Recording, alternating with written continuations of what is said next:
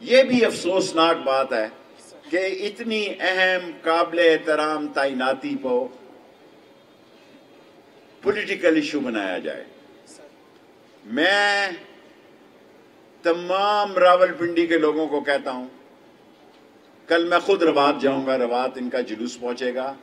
अगले जुमे से पहले पहले इमरान खान यहां होंगे इंशाअल्लाह, और वो हमारे मेहमान होंगे। न सिर्फ इमरान खान मेहमान होगा, पर जितने जुलूस आएंगे, जितने दिन क़याम करेंगे, वो लाल हवेली के मेहमान होंगे। और हम कमेटी शौक को एक कैंप ऑफिस बनाने जा रहे हैं। ये वही जगह है जहां 6 नवंबर 1968 को भी इस गली में हम अमीन शहीद की लाश लेकर आए थे। इस गली में, ये शहीदों की गली है लाल हवेली का, जहां मेरी वालदा का घर मरहुमा का है। लेकिन हम अमन का जुलूस निकालेंगे। वो जवानी का वक्त था, अब समझदारी का वक्त है।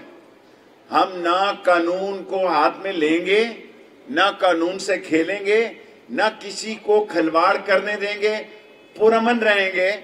इमरान खान के साथ चट्टान की तरह खड़े हैं, क्योंकि ये हमारी रवायत है कि जब हम खड़े होते हैं तो नस्ली और असली की तरह, चट्टान की तरह खड़े होते हैं। मेरी बात सुन, 5 मिनट मेरे और हैं, बस बस बस बस। हम शाम को भी वहीं हुआ करेंगे कमेटी चौक में 2-3 दिन बाद। कल खान साहब तारीख बता देंगे, और गालबन अगले जुमे से पहले पहले, इसी जुमे के अंदर। और अगर उससे पहले मसला हल हो जाए, इससे अच्छी कोई बात नहीं।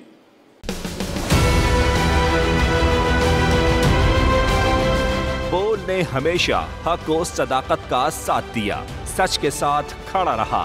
हम हैं मिसाल अब्र, मगर इस हवा से हम डर कर सिमट ही जाएंगे, ऐसे भी हम नहीं। बड़ी मुश्किलात, बड़े बड़े चैलेंजेस, सिर्फ बोल खड़ा रहा, बोल डटा रहा।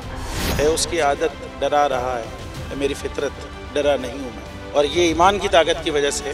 सहाफत पर जब भी कड़ा वक्त आया, सिर्फ बोल खड़ा रहा, आवाज उठाता रहा हकीकी सहाफत के लिए। इंशाल्लाह अल्लाह बेहतर करेगा, हक बातिल पे गालिब आके रहेगा। बोल को है जरूरत अवाम के दुआओं की। आई लव बोल। बोल को वेलकम आजादी मार्च के लिए मैं बोल को मैं दाद देना चाहता हूँ। बहुत अच्छी कवरेज की है, ये मार्च की तो जबरदस्त कवरेज है। बोल की प्रॉब्लम सबसे बेस्ट। इजहार आसाती के लिए, पाकिस्तान के लिए, पाकिस्तानी अवाम के लिए।